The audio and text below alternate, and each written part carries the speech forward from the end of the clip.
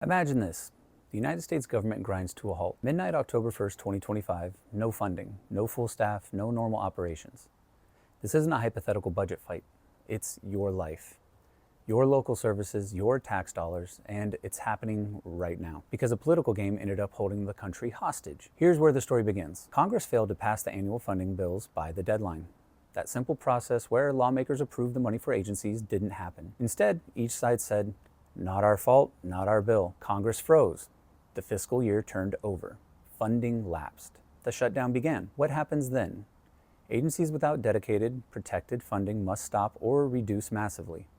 Hundreds of thousands of federal workers are told, stay home, no pay. Essential services still run, but at skeletal levels.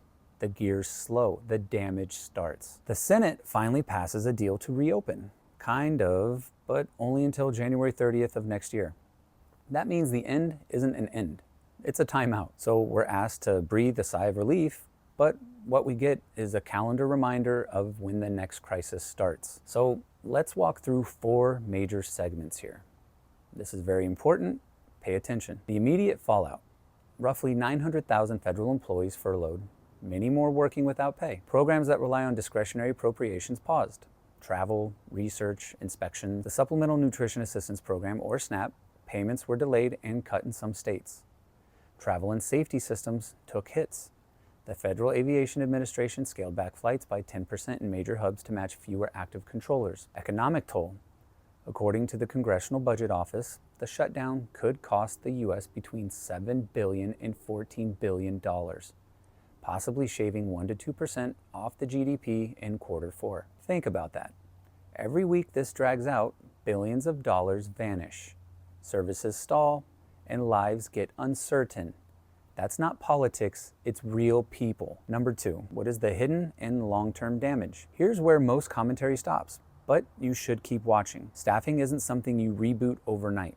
Losing staff, losing morale, losing institutional memory takes months or years to recover. State and local governments are forced to backfill gaps for food programs, parks, etc.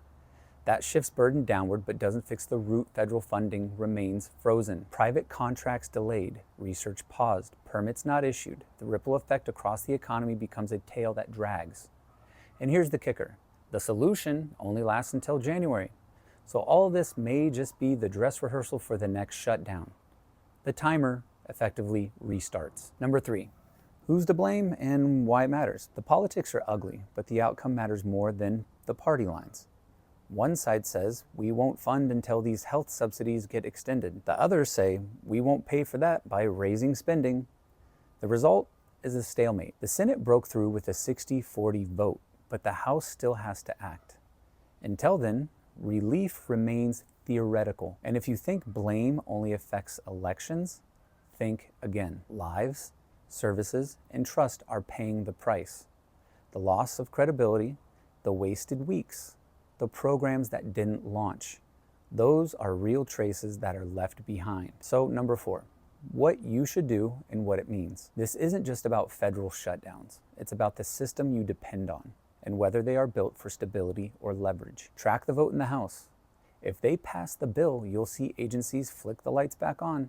But ask yourself, does the bill fix the underlying process or just delay the next crash? Watch for agency restart signals. Are benefits staggered? Are travel delays still happening? That tells you if things are normalizing or limping along. Change your expectations. If you rely on government-backed services, know that they can pause. If you rely on federal contracts or jobs, know timelines may and possibly will shift. Correction. You don't need to live this powerless. Wherever you are watching, start holding local, state, and national leaders accountable. The system didn't fail you because of accidents. It failed because it's built on fragility. And we, the American people, deserve better. So let me end with this. The government shutdown isn't just a headline. It's a reflection of bigger failures, of process, priorities, and power. If we stop treating it like a seasonal event and start treating it like a structural risk, then maybe we can move from crisis mode to control mode. If you're watching this and you care about real change, not just talk, here's what you can do. Drop a comment, reset systems down below if you're done with stopgap fixes. Subscribe for more information on all these political commentaries and government updates. where we will dig into every chapter and how it happens, who pays, and what you can do. Because this isn't about a shutdown. It's about how the system handles pressure, and how we respond defines what comes next.